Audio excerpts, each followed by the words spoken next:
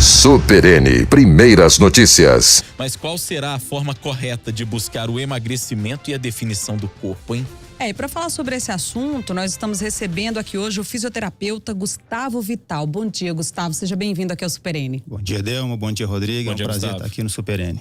E é bacana porque sempre quando se fala dessa busca do corpo perfeito, muitas pessoas sempre lembram do nutricionista, do nutrólogo, ou então mesmo de um personal, e as pessoas esquecem que esse cuidado, né, que essa prevenção, ela deve começar bem antes, que é um instrumento que você está querendo trabalhar, que você está querendo malhar, que é o seu corpo.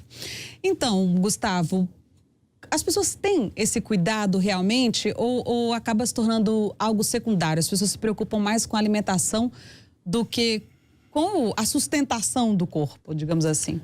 Na verdade, na atualidade as pessoas têm mudado muito a visão, né? A quantidade de informações que as pessoas têm hoje é muito grande. Então, as pessoas sabem que além de uma boa alimentação, elas precisam ter um cuidado essencial com o corpo, né?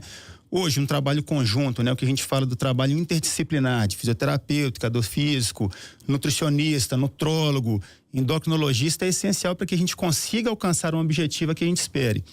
Hoje em dia, quando a gente fala de corpo, né, do físico, do corpo, as pessoas sempre têm aquela mente de internet, né? A internet, ela traz isso para as pessoas. Mas, na verdade, a gente tem que primeiro pensar que a busca pela atividade física é em volta da saúde. A gente precisa primeiro buscar a saúde e com certeza saber que buscando a saúde, o físico ele vem aí agregado junto com tudo isso que a gente faz. Ô, Gustavo, eventualmente tem gente que está nos ouvindo agora, com a proximidade do verão, está pensando em só agora começar a cuidar, a buscar o corpo perfeito. Às vezes pensando até que existe um milagre que possa ser feito aí em semanas, em um mês e tal, e a gente sabe que milagre não existe muito bem. Que tipo de orientação você dá para as pessoas que de repente são sedentárias e que acham que podem assim, vamos começar de qualquer jeito, como se esse milagre fosse acontecer? Na verdade, hoje, para iniciar qualquer prática de atividade física, primeiro é essencial que a gente tenha acompanhamento de um profissional especializado, né? Seja ele educador físico, seja ele fisioterapeuta ou até mesmo uma nutricionista. Hoje em dia as pessoas têm um foco muito grande em trazer o físico muito rápido, né? É o imediatismo, né? A gente esquece de trabalhar o preventivo ao longo do ano, né? E pensa no imediatismo. Vai chegando aí outubro, novembro, as pessoas que ficam desesperadas em busca de um corpo excelente, buscando aí o carnaval, o que é completamente errado, né?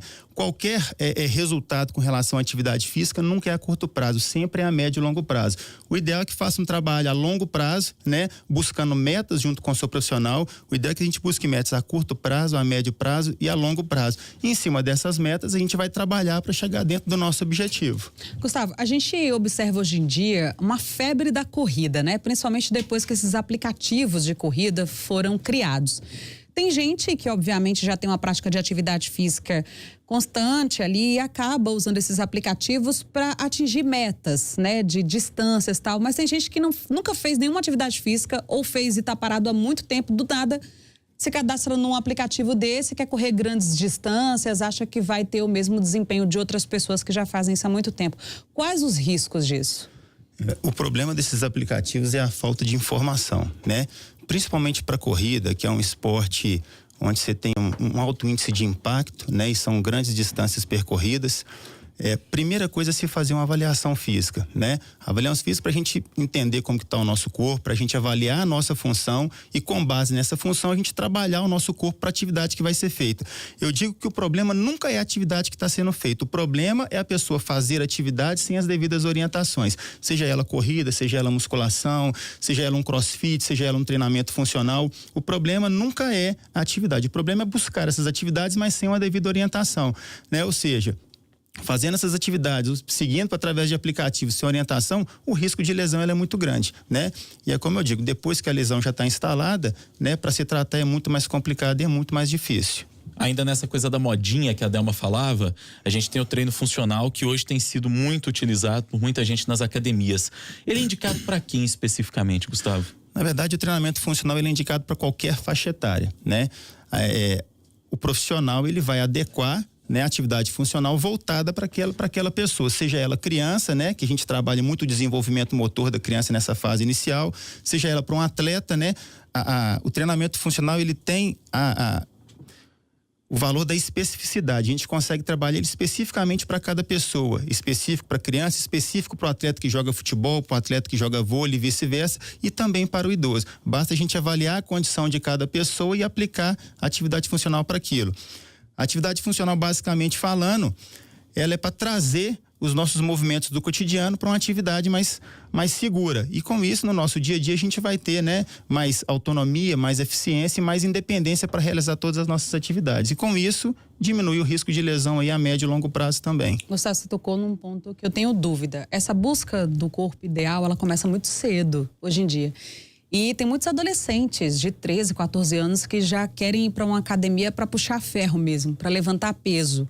Pode, porque existe não sei se é mito ou se é verdade realmente, de que pré-adolescentes assim não podem começar a musculação tão cedo.